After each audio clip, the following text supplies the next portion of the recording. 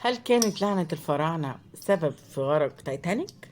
فيديو جديد وخبر جديد من قناة الناس في مصر.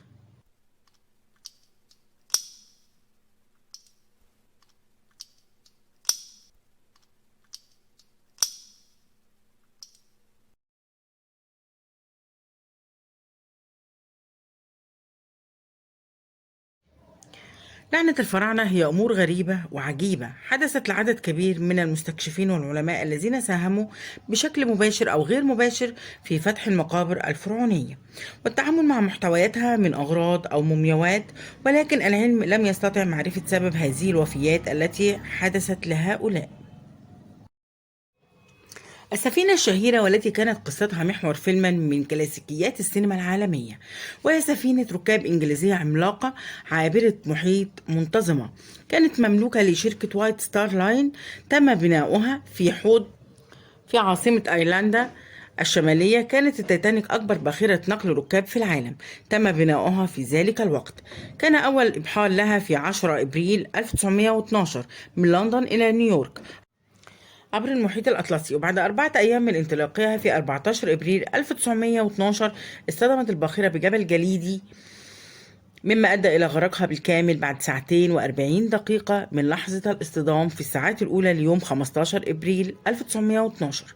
كان على متن الباخرة 2223 راكب، نجا منهم 706 شخص، فيما لقى 1517 شخص حتفهم. السبب الرئيسي لارتفاع عدد الضحايا يعود لعدم تزويد الباخرة بالعدد الكافي من قوارب النجاة للمسافرين الذين كانوا على متنها، حيث احتوت على قوارب للنجاة تكفي ل 1187 شخص، على الرغم من أن حمولتها القصوى تبلغ 3547 شخص.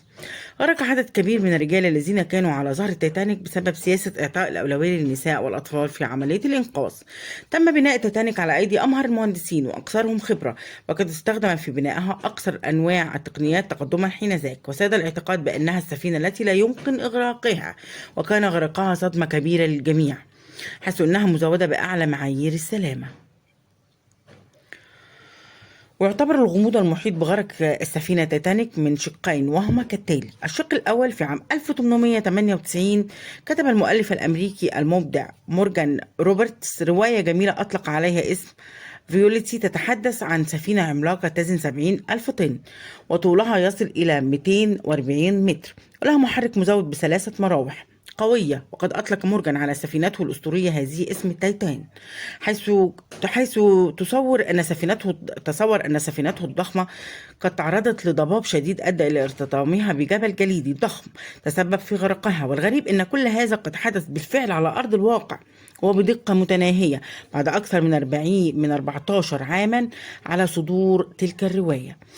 حتى اسم السفينة الحقيقية تايتانيك كان قريبا جدا من اسم السفينة تايتان في رواية مورجان، مما جعل مؤسسة راند المهتمة بالأبحاث العلمية والعسكرية تقوم ببحث شامل في موضوع التشابه المذهل بين رواية مورجان وما حدث في الواقع السفينة تايتانيك، إلا أن ذلك لم يزد الأمر إلا غموضا، حيث اتضح أن رواية مورجان كانت وكأنها نبوءة. طيب، الشق الثاني كان لعنة الفراعنة.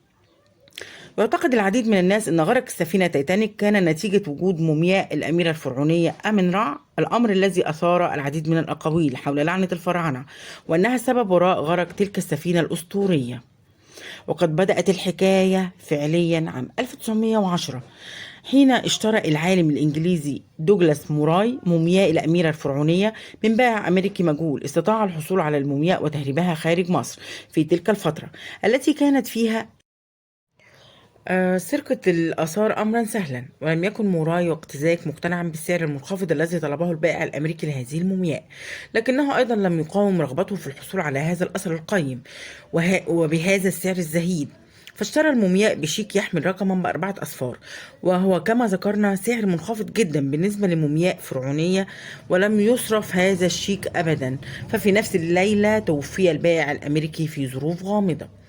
لتبدأ سلسلة من الحوادث الغامضة المتعاقبة الأخرى التي ارتبطت بهذه المومياء، إذ لم يكن أحد يعرف أن هذه المومياء قد كتب على جدران معبدها أنها ستسبب النحس لكل من يزعجها. ففي ليلة حصوله على المومياء والتي شهدت وفاة البائع الأمريكي، خرج موراي في رحلة صيد كانت الأخيرة في حياته، فقد انفجرت البندقية في إيده دون سبب واضح، وبعد أسابيع من العذاب في المستشفى قطعت ذراعه بالكامل. ولم تنتهي القصة عند هذا الحد، فقد مات 2 من العمال الذين حملوا المومياء للعالم دوغلاس موراي في ظروف غامضة. عندها شعر دوغلاس أن هناك شيء غير عادي بشأن تلك المومياء، فقرر التخلص منها وإهدائها إلى صديقته التي ماتت والدتها وتركها خطيبها في نفس الأسبوع الذي استلمت فيه المومياء.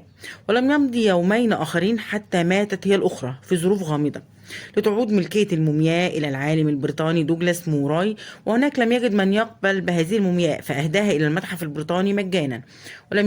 ولم يكن هذا حلا للمشكلة، ففي نفس اليوم الذي استلم فيه المتحف البريطاني هذه المومياء، مات عالم الآثار المسؤول عن استلامها بمرض غريب. ومات أيضا المسؤول عن المعروضات قبل أن يموت مصور المتحف أمام التابوت وهو يحاول أن يلتقط بعض الصور لهذه المومياء الغريبة. وهنا قرر مسؤولي المتحف التخلص من المومياء، فأرسلوها كهدية إلى متحف نيويورك دون أن يعلنوا عن حالات الوفاة الغامضة حتى لا يثير الأمر خوف المسؤولين في متحف نيويورك، الذين استقبلوا خبر تلك الهدية بفرحة كبيرة جدا. وبالفعل تم نقل المومياء عام 1912 بسرية تامة عبر سفينة ضخمة متجهة إلى نيويورك. وكانت المفاجأة الكبرى عندما اصطدمت هذه السفينة بجبل من الجليد لتغرق بعدها وتغرق معها هذه المومياء. الغريب في الأمر أن هذه السفينة لم تكن سفينة عادية أبدا، بل هي إحدى أشهر السفن في التاريخ، وهي سفينة تيتانيك المعروفة التي غرقت في أعماق المحيط الأطلنطي.